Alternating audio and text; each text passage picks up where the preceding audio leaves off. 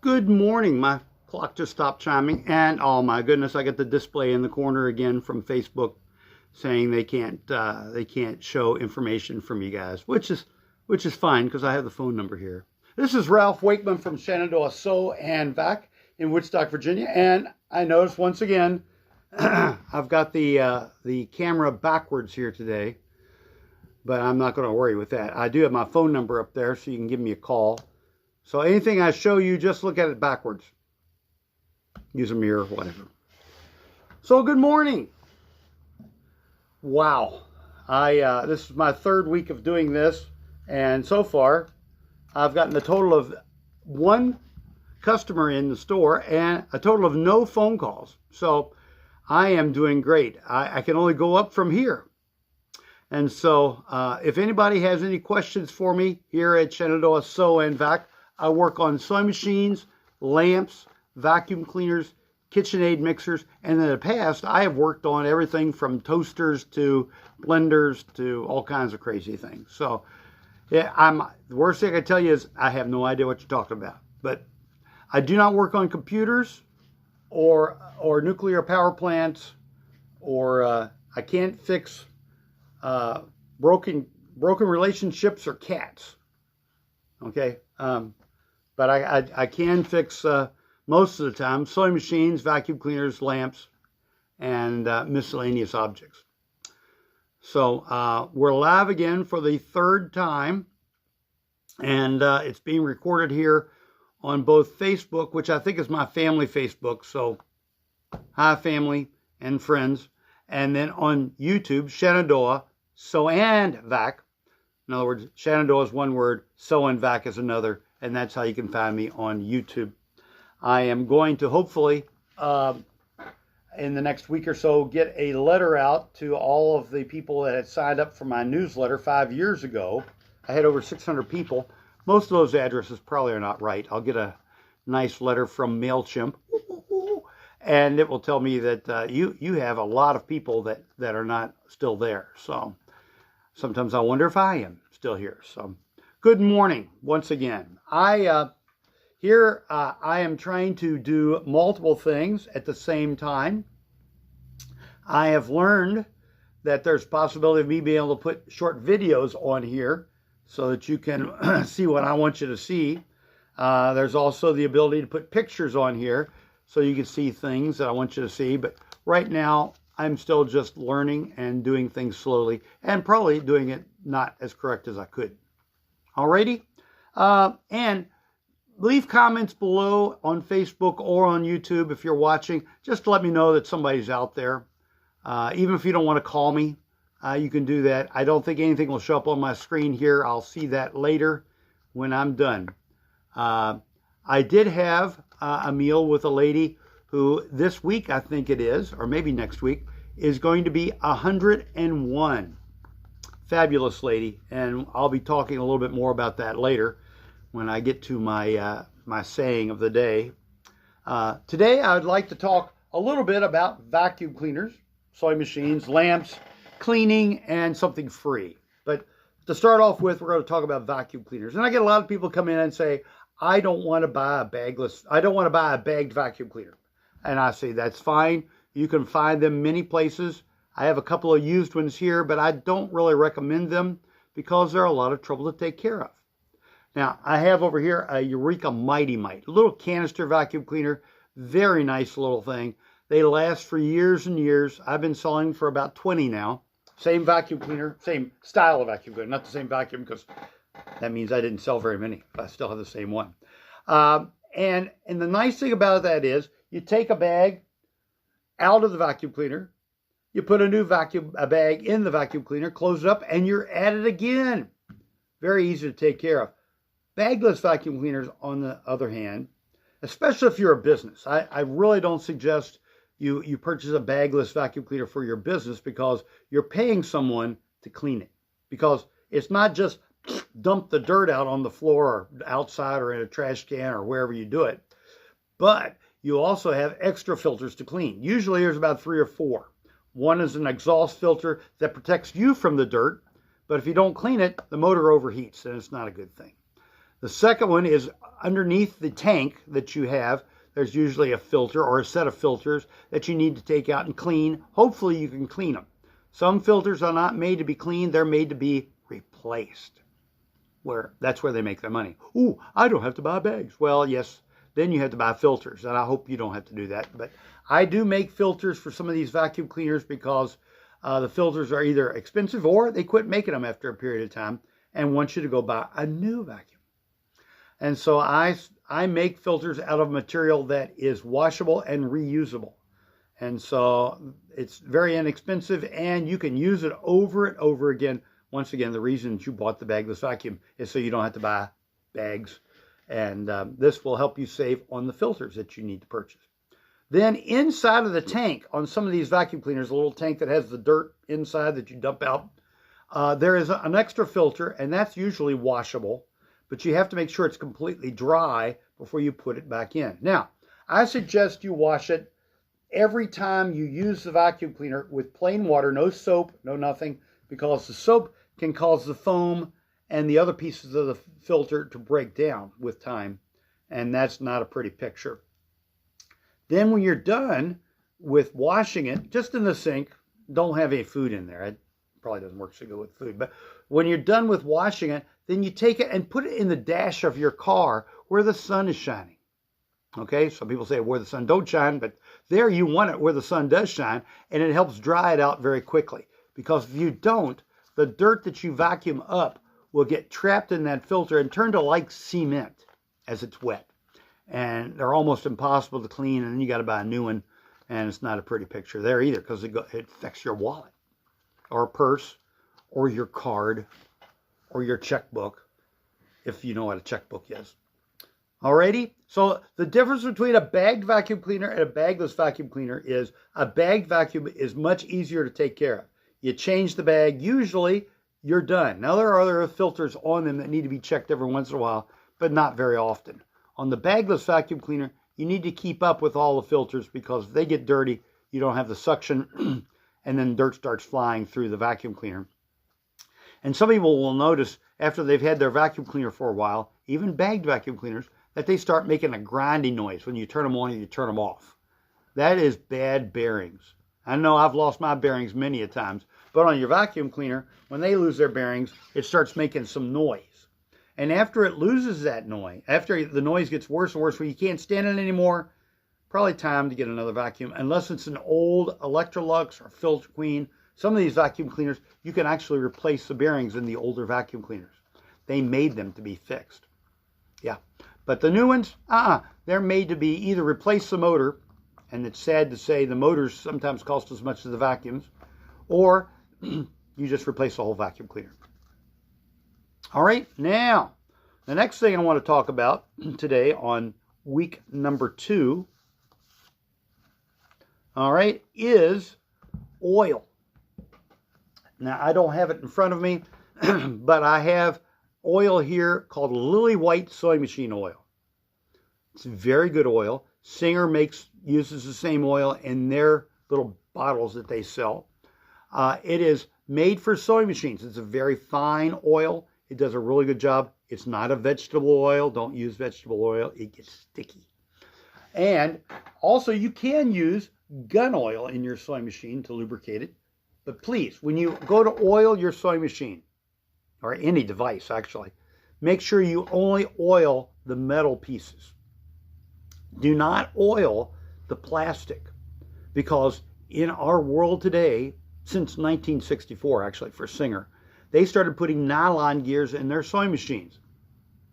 And they did that for multiple reasons, they say, but the big one was called planned obsolescence. Those gears are going to get soft and break with time. Now, originally, when you bought a machine, it said sometimes they didn't tell people, but those gears, those nylon gears, they're either white or black, should not have oil or grease added to them because it will permeate the plastic on the nylon and cause it to get soft and swell up, and then it will break. Usually these machines last 25 to 30 years, something like that, and then they start having problems. Singer Touch and Sew was started in 1964, and that machine was the first one to start having nylon gears. There is one series, I think it's called the 603, that some of them still had the metal gears in it. When people come in with their Singer Touch and Sew, I usually roll my eyes and make all kinds of noises, and then open up and find out it had metal gears, and I apologize. I have to, because I was wrong. I know it's hard for some people to say that, but I can quickly tell you when I'm wrong. I do that a lot. I need to get some water here in a minute. Oh, wait a minute. I've got a phone call on my personal phone. Let's see who this is. Hello there. You are live on the air. This is Ralph Wakeman. Hello? Are you a human or a robot? I guess they were a robot, or they didn't want to talk to me. I get a lot of those calls, and they're usually robots. And now they're getting smarter. They'll answer questions, and I don't know which is proper to ask. I used to ask, what color are your eyes? And my family kind of thought that might be a little bit too personal. So maybe I should ask, where were you born? Okay, not where you live. That might be a little personal too. Where were you born, or where are you calling from? Now, when I say where are you calling from, I do get some answers from the robots even. I'm in an office in Arizona. And then I have to ask another question, and then they hang up. What'd you have for lunch? Or breakfast, if you had that. All right, now I was going to get up and show you the oils, but I will not. I'm going to talk to you about three things. One is soy machine oil, or gun oil. It is nice and fine. It will do a great job in soy machines. And then there is WD-40. I had a doctor friend of mine said, you can spray that on your joints. It will help. It's a permeating oil. Well, it does permeate. It does loosen. But the bad thing is it evaporates. And so when you're working on the soy machine and you want to get it loose, I've had many people come in and say, I got the soy machine loosened up for my wife. I just sprayed her down with WD-40 and it was working great for about 15 minutes. Well, the reason it was is because it was actually still lubricating a little bit. But then after 15 minutes, they'd say, it's locked up tighter than it was before. Well, that's because you cleaned away all of the dirt and stuff and loosened up the oils, but then the oils hardened again, and this time they have nothing to hold them back. They stop completely, and it's terrible. I've got a machine here that I'm wrestling with still from last week that is tight. And I try to give it a drink, but I'm not an alcoholic. The only alcohol I have is rubbing alcohol, and you're not supposed to drink that. Anyway, I've tried WD-40. I've got to go to the liquid wrench to help loosen things up. But when you use WD-40 to loosen up a device, doesn't have to be a soy machine. When you get it loose, start putting oil in there. And I would say the soy machine oil or the gun oil in there, so it replaces the WD-40 when it evaporates. There is a third oil that I can smell when somebody comes in. Not them, the oil. Okay, let's not get too personal here. Okay, the third oil is 3-in-1 oil. Okay, now 3-in-1 oil does three things. It loosens. That sounds pretty good. It lubricates. That sounds pretty good. And it protects. That is not so good, because when you use 3-in-1 oil, as it ages, it protects by coating everything with a brown sludge. And so it makes a smell. You can smell it. And it starts seizing up on the machine, makes it turn very hard, because it's like using vegetable oil.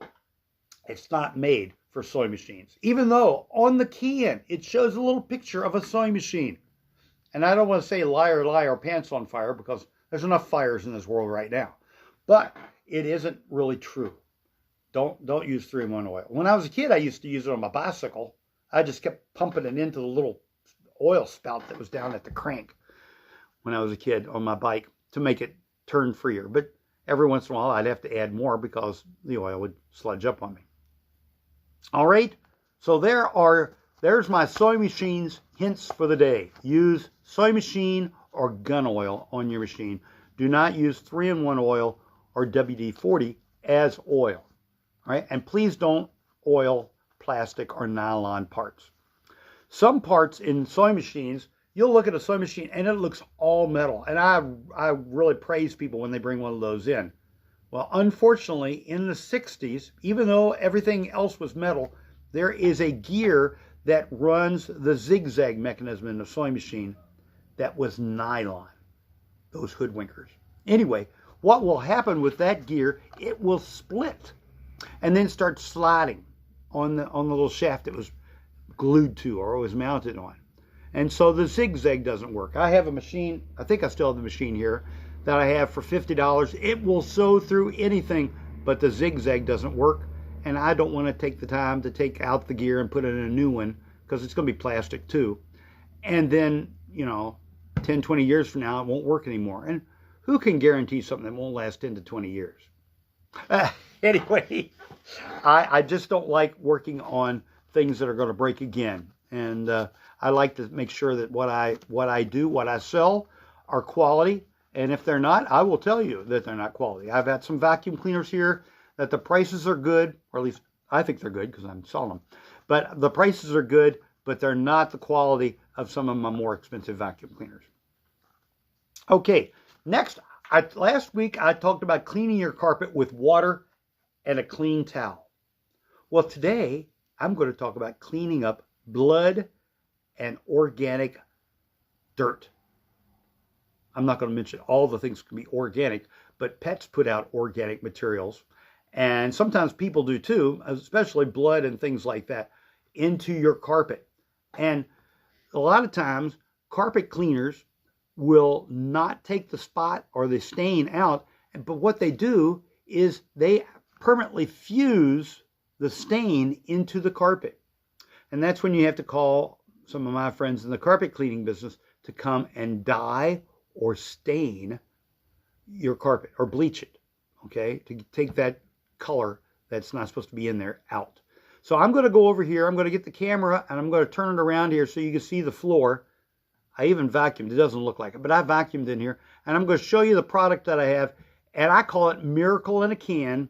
It's actually Linhaas's Power Spray, but it is a enzyme, okay, and it's got little things in there to eat up the organic things. I'm chump it up and eat up the organic stain.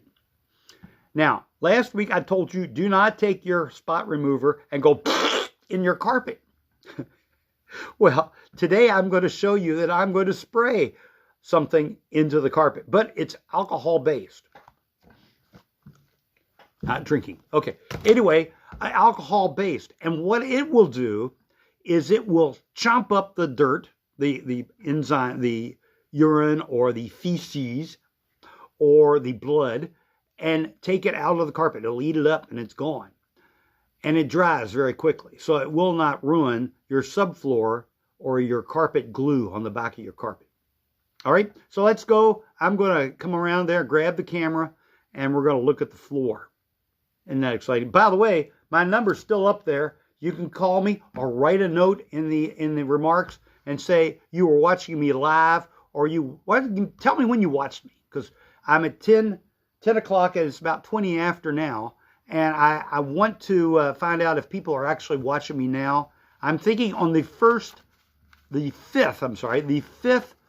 if there's a 5th Wednesday, I might do an evening show like on a Thursday night or a Tuesday night or something. I'm usually busy on Wednesday nights. Okay, so I'm going to go around here and I'm going to show you some amazing things. All right.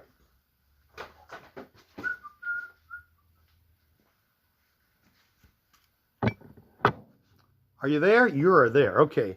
Now, we're going to take this and have it shine on the carpet here. Oh, yeah, you can see. Okay, so I'm going to take something that you should never do at your house, but I'm going to do it because that's me. I've got this. Rexall, the name trusted for drugs. Used to have a penny, you could buy twice as much. Rexall drugs. They sponsored Jack Benny and some other places on the radio years ago. Anyway, I've got some iodine. That's organic, by the way. And I'm going to put some iodine on my carpet. Now, don't do this at home, all right, friends? But right here, whoops, I'm going to get on my knees. Help me, I've fallen, I can't get up. Okay, right here. I'm going to put some right here. And we're going to put that on the carpet. Oh my goodness, I'm bleeding. So that will happen to people. And so what they try to do, they go, oh no, we got blood on the floor. So they go and they try to clean it up. And look what's happening. I'm spreading it everywhere. What a mess. And I got this shocked look on my face. Oh, I can't believe it. Look, it's in my rag. It's in the carpet. What am I going to do? So I've got this. This is called Pure Power. All right. This stuff is fabulous. I've used it for years now, and I can say it works on organic stains. It does not work on inorganic stains. By the way, I don't eat any inorganic food.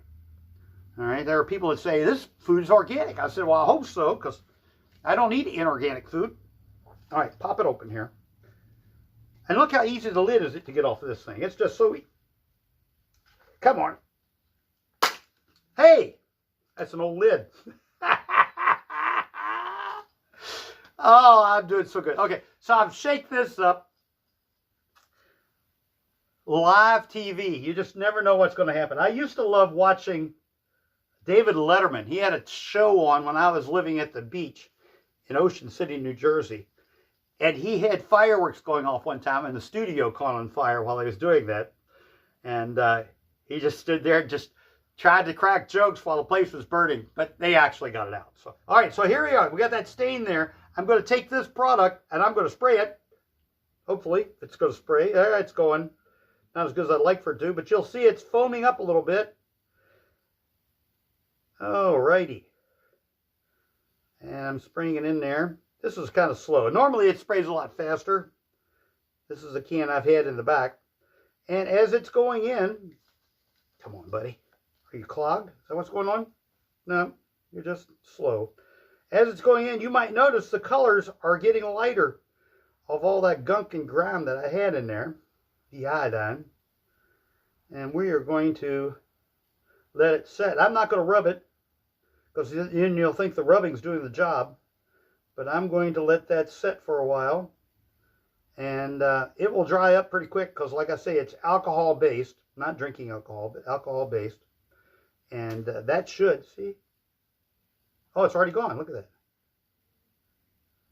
I'm using my finger. I'm not using a cloth. I'm not showing you all that wonderful. Now, as it dries, it will get all the stuff that comes to the surface, too. All the iodine in the bottom will come to the top, and that stuff will eat it, too. Matter of fact, I'm going to spray a little bit more just to make sure I get it good. And by the way, when you're going to do something live on TV, it helps if you practice ahead of time, and I didn't, because I've done it so many times at the store in the past. All right, I'm going to get up here, and that spot is almost completely gone, and I'll leave it go there. Whoo, hoo, hoo. So this is called Pure Power, and it's great stuff. I've been selling it for years, and it has done good on. It says it will do coffee, it will do paint. I don't know how I can do paint, but it says it does. Wine. If it could do that when I had kids, that would have been great, because we had lots of wine going on there. Kool-Aid and ink and grease. So it does a lot of things. So, alrighty. Now let's go back to my desk over here. We'll let that sit there. I might talk about it again, but I might forget. I can't believe that lid broke. All right. Back to my chair over here. I'm back. All right. Now, the next thing I wanted to talk about was light bulbs. Last week, I talked about three-way light bulbs versus one-way light bulbs. And the way they work is you got a low element, a medium element, and then you got both elements, and they make bright. It's not a separate element for the bright. It's two elements put together to make the bright. Well, the nice thing about LED light bulbs, and I remember we had a president who I think I even voted for that got rid of incandescent light bulbs. because why have them? They waste electricity and they're terrible and that kind of thing. Well, it really hurt my daughter's little easy bake oven because they used light bulbs to heat it up. 100-watt light bulbs to heat it up. So the way the businesses got around that, because he outlawed 100-watt light bulbs, they started coming out with 90-watt light bulbs. Yeah, that's how you get around. It seemed like a good idea at the time. It's always like that with the government. It seemed like a good idea. We'll make a law about this, and then the next thing you know, there's a way to get around it. So they made 90-watt light bulbs. Now I think you can make 100-watt light bulbs again, but the problem is all the factories in America, I think, have closed up and left. The Sylvania plant in Winchester closed down, all because it seemed like a good idea at the time. All right, so an LED light bulb. I love LED light bulbs. I don't think they're required by government, but I think they're a great idea. The fluorescent tubes, those little weird corkscrew type things, were terrible. A couple of reasons. They got very hot. The elements inside got very hot. And they had mercury in them. So they got rid of light bulbs and then brought in the fluorescents, thinking that was going to solve the world's problems. It didn't. But it did cut the electric cost when they worked by a quarter. So they only used a quarter of the electricity a regular light bulb used. Well, interestingly enough, the LED light bulb uses 1/100th or something like that of a regular light bulb. A 100-watt equivalent light bulb is like 9 watts of electricity. You remember the little night light bulbs? At least when I was a kid, we had them. Night lights that had the little bulbs. They looked like sewing machine light bulbs, and you'd screw them in. They were 4 watts of electricity to light up a little room. I had one that was a night light, and then it had a little bird, a rubber bird, in a nest. I think it was a bluebird, that sat on top of the light bulb. It got warm, but it didn't melt the plastic or rubber. And it was my night light when I was a kid. Those kind of lights, they're also in the bases of a lot of the old-fashioned floor lamps. You ever had a big pole lamp, and then the bottom it had a little thing with a step switch, and little lights came on down there? That was a 4-watt light bulb inside there doing that. Well, for 9 watts, you can get the equivalent of 60 to 100 watts of light from it. What a deal. So the electric bill will go down in your house if you switch all of your lights over to an LED. Now, I must tell you, I haven't heard the story of LED light bulbs, but regular light bulbs, there was a meeting back in the 1920s or 30s or whenever it was, that all the light bulb manufacturers got together. And you can look it up online. It's out there. And I believe it's true that they determined that they need to make light bulbs only last for so many light hours. And that's why when you look at your light bulbs, they have written on them how many light hours they'll work, or they're supposed to work. They could make them last forever, but they don't. It's like sewing machines and anything else. They make them so that they break after so many hours. I think LEDs are the same way.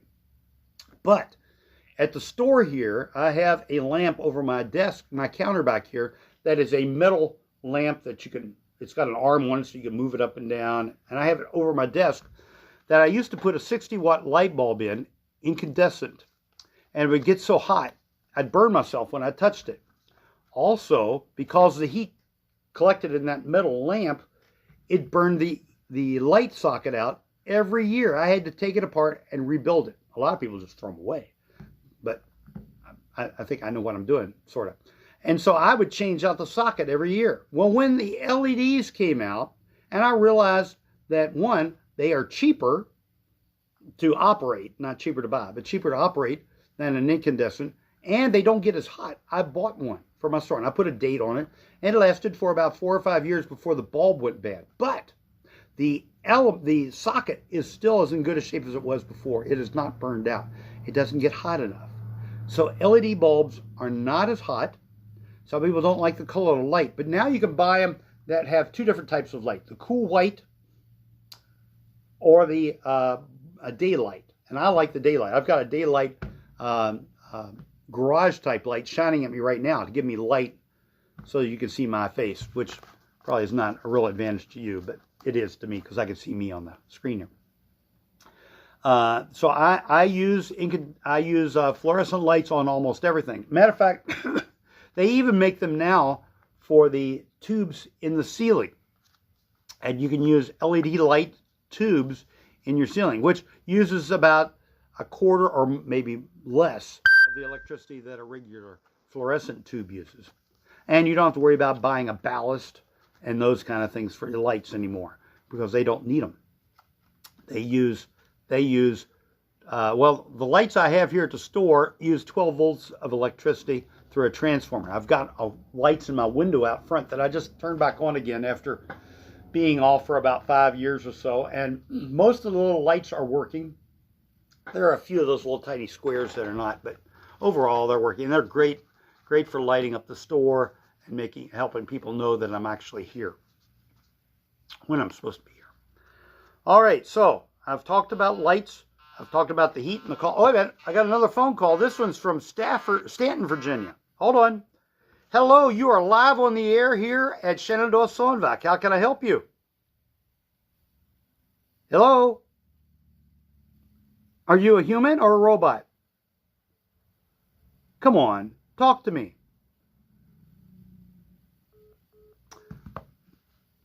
They went away. I'm getting a little paranoid there. All right, now, I've talked about light bulbs. I think I've talked about LEDs and incandescents as much as I can here. So let's go on to my free item of the day. And I'll probably put it in the show notes. I love saying that. I'm just going to put it in the comments below. But the thing I want to talk about today is called archive.org. ARCHIVE.org. Okay, archive.org. Now, archive.org is a website in which you can go and look up old websites that are gone. Very interesting, because you can see some people say something, a political comment or a personal comment, and then they feel guilty about it later and they take it down. Well, on archive.org, there's a thing called the Wayback Machine. I don't know if it's after the Rocky and Bullwinkle show, the Wayback Machine. It could be. But you can go there and look at old websites. I look at my old one every once in a while to see what I have done in the past and what I need to change, that kind of stuff. But also on there is a place where you can look up things that are out of print or out of date. TV shows, radio programs, music, and books. I had a customer this past week that called me, and they had a 401A Singer. My favorite machine. I have one over here that I had out when I was talking to her. I did a live video chat with her. And anyway, she needed a manual. And I said, ma'am, you don't have to spend money on a manual. You can find them. So I went on the Internet Archive, and there it was, 401A. Even with the picture of the mouse and the clown. I must tell you a little bit about the 401A. My grandmother had one of those. When I was growing up, I spent a lot of time at my grandmom's. And my granddaddy had a rocket chair that looked out to the bird feeder outside, and he had a radio sitting beside his chair. And he'd listen to Paul Harvey every day at noon. Okay, you didn't interrupt Granddad while he was listening to Paul Harvey, or you would have probably been in trouble. And then my grandmother, behind him, or beside him, would be sitting at her sewing machine, her 401A sewing machine. Now, when you look at a picture of a 401A, you're going to see lots of knobs and dials and things.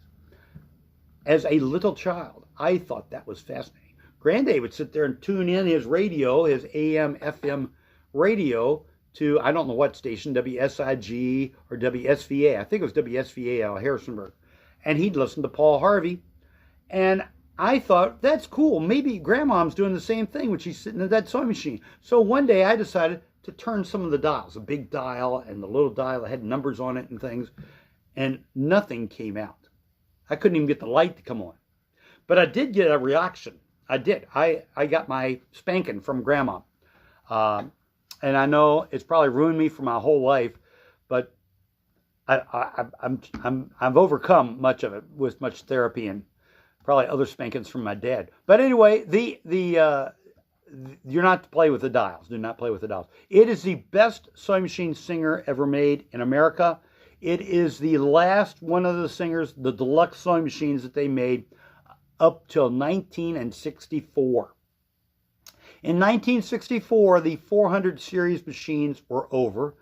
The 500 series, which were called the Rocketeers from the 50s, they were done. And the Singer Touch and Sew, I mean, not the Singer Touch and Sew, the Singer Featherweight, the 221, the little machine that folds up into a box, that one ended in 1964. It was a sad day in sewing machine history. And so then they came out with the Singer Touch and Sew. The beginnings of the machines, they still had some metal gears they used, but then they went to the plastic nylon gears. And from then on, Singer has gone bankrupt several times and is now owned by the same companies that, well, at least the last I checked, were owned. I got to be careful, I'm on the internet now. Were owned by companies that owned FAF or FOF and Viking and White. All these machines are owned by the same conglomerate. And Martha Stewart was part of the board of that company. I don't know before or after jail, but who cares? Anyway, so they are still in business. They have their offices, I think, down in Tennessee, and I'm trying to think of the name of the town, Memphis. I think they're down in the Memphis area. So if you have a problem with your machine, contact them. They'll probably have you ship their machine down there. I don't know of any place closer. And if you do, please, in the comments below or beside or wherever they have the comments on your site that you're watching me, let me know, because I get lots of calls from people that have computerized machines that I will not touch. The only computerized machine I touch is Brother, because I am a service center for Brother, and if I got a problem, I could call them and they will help me with the machine. Not personally, they don't help me. All right, so the Internet Archive has all kinds of things on there. You can look up news broadcasts from days. They have the whole day of 9/11 online, so you can watch the whole day if you want and see everything. I mean, there's nothing really edited off on Internet Archive.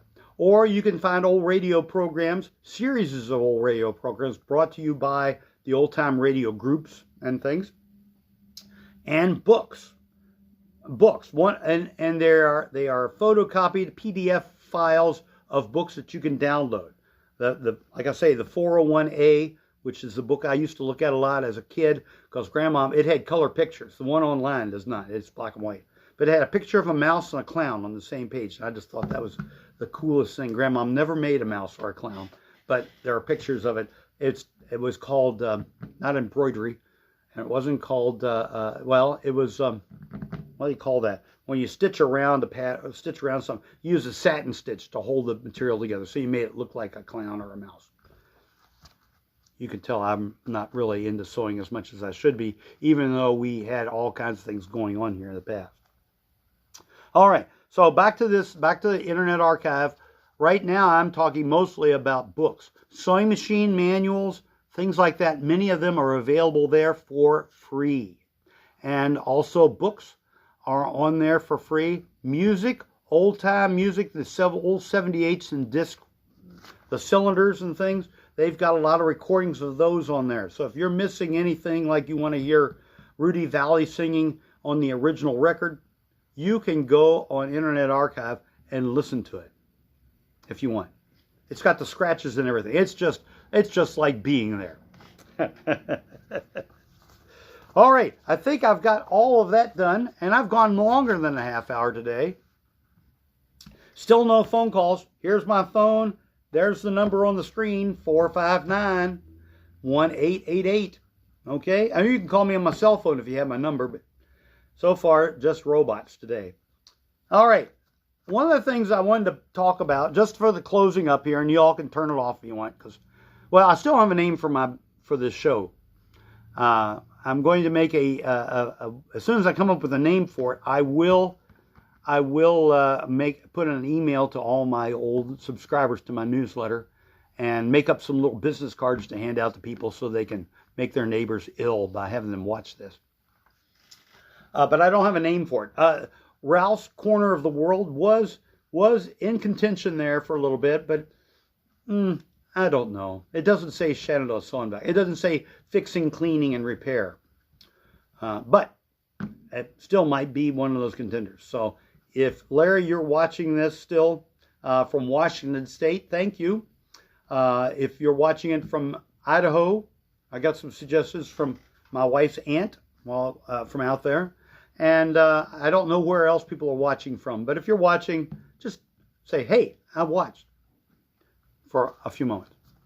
All right. So I've been watching some of the news. I try to avoid watching a lot of it. But one of the things I find very sad is there are a lot of people that are out yelling and screaming that they're lonely, that they're afraid, that they don't know what's going on, which I don't know what's going on. But I do have something that helps me, and that is my Lord Jesus. Now, I was going to try to have a saying today, and so I had this lady over my house, and she calls me Mr. Sunshine. It does make me feel good. That's probably because she can't remember my name, but at 101, I don't blame her. I don't remember my name some days. But she calls me Mr. Sunshine, and I was reading in one of the books that I have, and in the book, it had a daily Bible verse type of thing, and it was called the Gospel of Sunshine. I said, wow, I am going to find out what today's is. Well, this lady that I saw on YouTube was out protesting something or another. Only one king, and that's Jesus. I'm not going to argue with anybody about that. But anyway, she was crying because she had no one to talk to. She says, I don't have any rights anymore. I don't have anything. And I'm thinking, yeah, you do. It's the Lord Jesus, if you want it, if you want him. And so the Bible verse I've got today is from Isaiah. I've read Ecclesiastes once before, but this is Isaiah 26:3, and it says, thou wilt keep him in, it could be her too, by the way.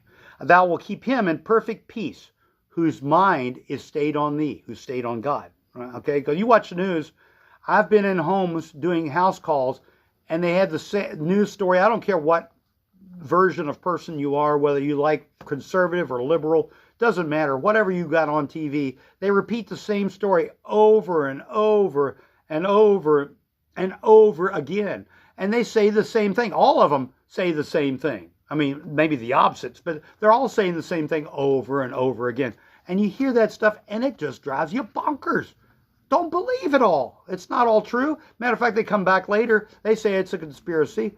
Some people say it is. Some people say it's not. And come back later and find out it's true. It doesn't matter. It doesn't even matter if it's not true. Don't listen to that stuff. It's crazy. So, okay. Now let me read this again. Thou will keep his mind in perfect peace, whose mind is stayed on thee, because he trusts in thee, in God. He trusts in God. My hope is not built on nothing less than the Washington Post and Fox News. Okay, it's just not. It is built on Jesus Christ, my Lord and Savior. And once again, we're going to be dead a lot longer than we are alive. Think about it. It's important. Make the most of this day. Enjoy it. Call me up later, please. If I don't get much encouragement in the next 8 weeks, I might just call it, well, I tried. But I'm having a good time. Thank you all. See you next week, hopefully at 10 o'clock here on the Shenandoah Sew and Vac, one word, YouTube channel. All right. Bye. I hit the off button.